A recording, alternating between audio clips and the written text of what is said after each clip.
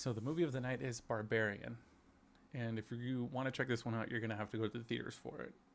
It's an experience. I would recommend if you do think, hey, maybe, been a while since I've been to the movies. Maybe want to go check something out. This would be a good choice. Stop this video, go watch it. Come back later. Because we went in blind, and I think that made it so much better than if we would have known what was going on. So here's your chance to get out while you still can, I guess. Anyways, we went and watched this movie, and the movie starts with this girl showing up to this house in the middle of the night. It's her Airbnb. She goes to get into it, kind of fumbles with the little lock pad thingy with the key, ends up opening it. There's no key in there. So she calls the company, gets a voicemail because it's the middle of the night, goes to sit back in her car and trying to figure out, like, okay, what do I do? And a light turns on in the house. So she goes back up to the house, knocks on the door. Bill Skarsgård, character's named Keith, which I didn't know he was in this, and I like Bill Skarsgård. He's a phenomenal actor. And if you're like, who's that? It's who plays it in the newer movies. Basically, they kind of figure out that they both double booked this Airbnb, him through one side, her through actually Airbnb. And he invites her in because it's raining and cold and everything like that. And he's like, hey, you can figure this all out in here. I wouldn't be out in this neighborhood, especially at night. Which is kind of weird. When she first shows up, you can't really see anything except for this house.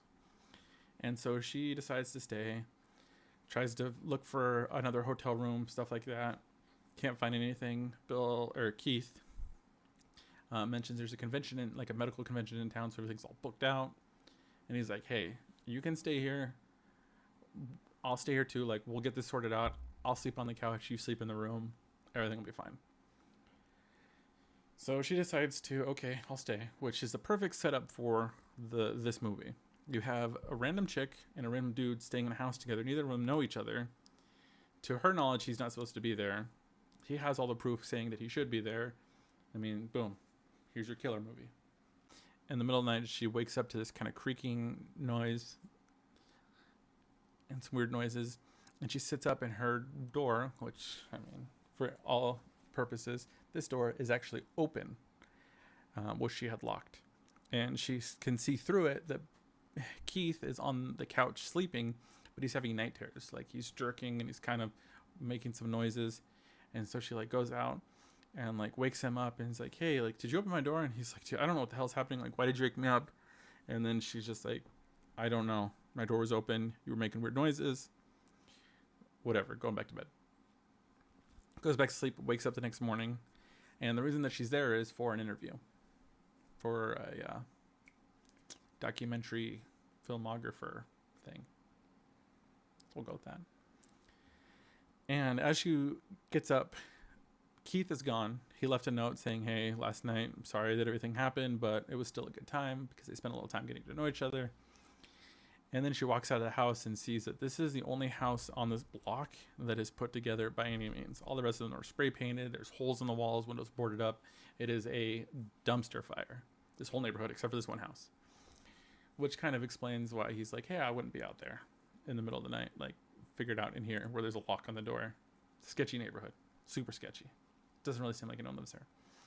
So she goes to her interview, kind of mentions the lady where she's staying. The lady's like, really? That's where you're staying? Like, you shouldn't be staying there. Like, that's not safe. She goes back to the house and she's going to the bathroom and reaches for said TP, and there's no toilet paper. So she looks around the bathroom, no toilet paper, ends up looking around the house, no toilet paper, notices a door that she hadn't gone through. So she's like, okay, well, like, let me see what's through there. And it is a door to a basement. Kind of sketchy. Basements are always sketchy. I don't care who you are. And she looks down there, she sees the toilet paper. So as she's going down there to grab the toilet paper, the door closes behind her. And she goes back upstairs, door's locked, and she's just like, crap. And then she realizes she has the key with her, so Keith doesn't have a way back in the house. So while she's down there, she's kind of looking around, trying to figure out a way to get out. Sees like a window that she tries to open, she can't get it. So she's just kind of hanging out down there, like trying to figure out, like, what the heck? How am I going to get out of here? Ends up finding this rope that's coming out of the wall. So she grabs it and pulls it and then keeps pulling it, and it ends up opening this door in this wall. And it's just this black hallway. And she's like, nope. Which, phenomenal. Because, no. And then she gets this really smart idea because she doesn't have a flashlight, even though I did see on one of the shelves there was an old school miner's lantern, which is me being old as fuck. It's basically this little kerosene lamp with this ring that sits behind it that helps kind of point the flame in a direction. Again, old as fuck. Why she didn't use that, who knows. Anyways, so she angles this mirror from the light that's above so that it points the reflection into that hallway, and she sees something down the hallway on the left, which initially I thought was a doorknob. It was a doorknob, 100%. So she finally makes her way in there, opens the door, and it's this completely lit up room with a camera, old school camera, a bed that's just disgusting. It's just a mattress on a metal frame, a dirty bucket, and what looks like a bloody half of a handprint on the wall. So she's like, I'm out. Like, nah, this ain't cool. And as she leaves that area, Bill Skarsgård's character Keith comes back to the house, and she gets his attention because he's knocking on the door upstairs, and gets him to push the window open from the outside. As she pulls it, hands him the key, he comes, he lets her out. She's like, we need to get the fuck out of here. Like, nah, this is not cool. No, I'm out.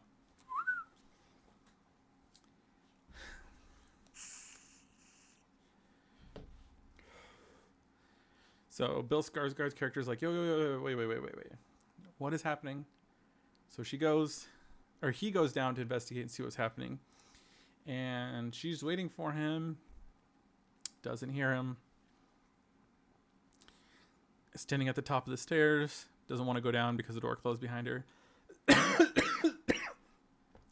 So she gets smart and she puts a chair to wedge the door open. And then decides to go down after him.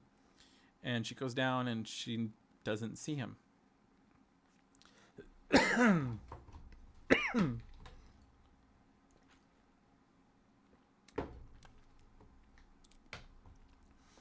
And so she goes in the hallway and doesn't see him. And then she notices kind of this other door that she opens, and it's this kind of rock structure, tunnel, if you will, with stairs that go down. And she calls for him, and he calls for her from the distance down that hole, like, help me or something like that. And so she decides, okay, I gotta go down here. And it's this tunnel system that all looks like an old mine shaft. And there's these weird crates, and she ends up finding him. And he's like, there's something else here. It bit me. We need to get out of here. And as that's getting ready to happen, whatever this is, this giant woman figure creature thing that's naked with these long droopy titties, it is what it is, grabs him and just bashes his head against the side of the thing. And then, like, scene cuts and the music starts playing. So I was like, okay, that was the end of the movie. Act 2. We have Justin Long, which I had no idea was in this, is going through this whole #MeToo thing, which I'm not poking fun at that. Just what it reminds me of, okay?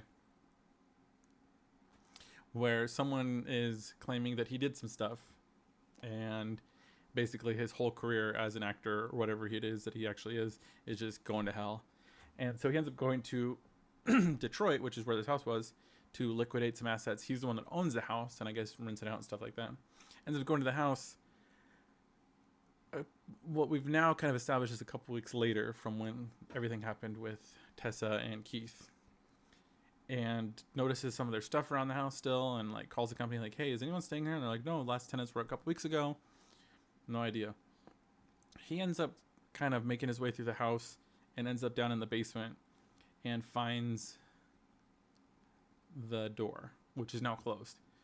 Pulls a thing, looks around, ends up getting a flashlight, and because he's just trying to make money, because he's trying to sell this because everything's kind of going to hell, he has a tape measure and he starts measuring like square footage and looking up, does like basements count as square footage, which is pretty comical. I did enjoy that element of it. Me and my wife were laughing pretty good during that. And so he's just this idiot just with this tape measure measuring these catacombs, like these mines, trying to figure out how much money he can get for all this. And then something happens and the tape measure like disconnects. So something basically hit it that disconnected it from where he had it latched way down the way, and it bundles back up. And then he notices this room, and it's just got this purple light, a bed, a bunch of clothes on the ground, and this TV with like a breastfeeding video playing.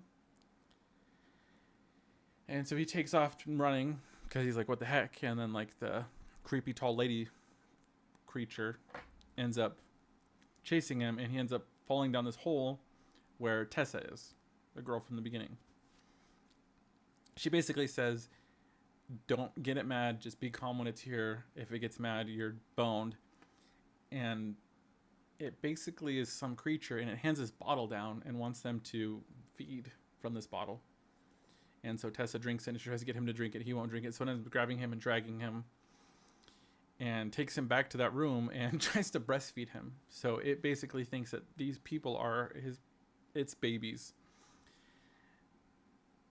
And then you have kind of this third act, which is where you see this man go to the store. He gets some stuff, talking about having a kid at home with like a midwife and everything like that. So he gets like sheets and diapers and all this other random stuff, and then is following this lady and ends up dressing up acting like he's this repairman or something like that. Ends up in her house, unlocks her window, and then you kind of go back to the present, which leaves you to believe that he broke in to her house that later that night, but it doesn't really explain. And then we go back to, I don't remember how Justin Long's character ended up escaping from that situation, but he ends up running around through the tunnels and ends up in this one room. And as he gets close to this room, this creature thing basically sees him and then slowly backs away. So there's something in there that this creature doesn't like. He goes in the room, and it's the guy from that clip from back in the day. And he's just this old man living in just this little shit shack room. Stuff everywhere. Asks for some water from him. He ends up giving him water. And then he sees all these tapes that are all just labeled with all these weird names and stuff like that. And one of them says Redhead Gas Station or something like that.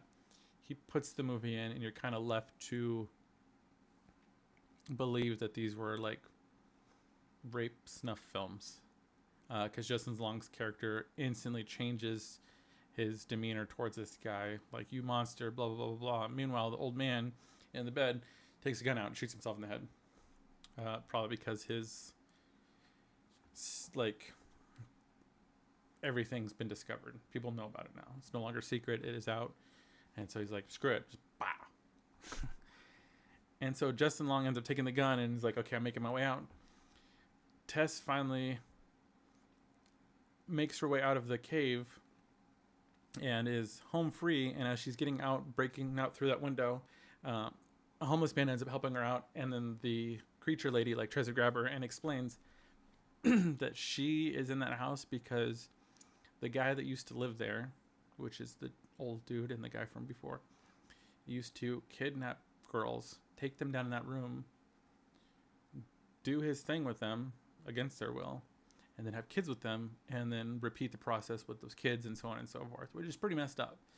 But that's kind of why you end up with this creature thing, because she is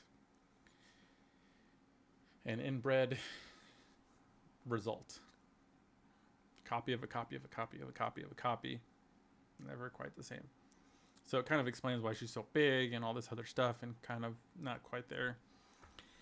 And so Tessa tries to go back in and free, or like help Justin Long's character, and he ends up accidentally shooting her because he doesn't realize she's down there still with him.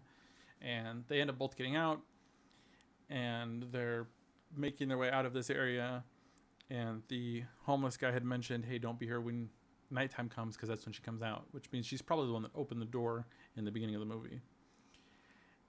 And the lady shows up, breaks through the wall, rips the homeless man's arm off, and beats him to death with it, which is phenomenal. Because I once upon a time had a teacher jokingly mention that, because I like act like I was going to kick him, and he's like, if you kick me, I will rip your leg off and beat you to death with it so the cops can't find the murder weapon. So that's phenomenal.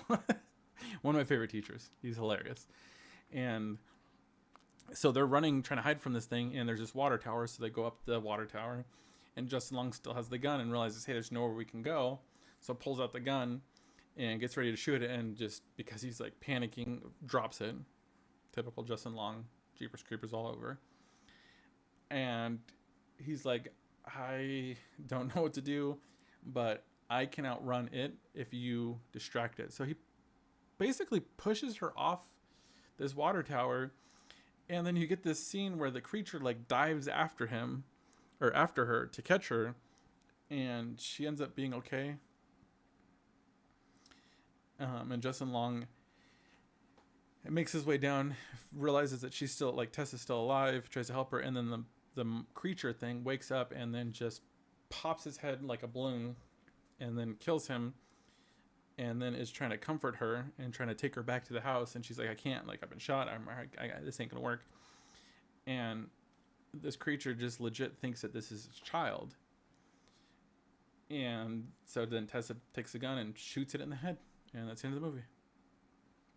And it was just so random and weird. Definitely everything from it was left field.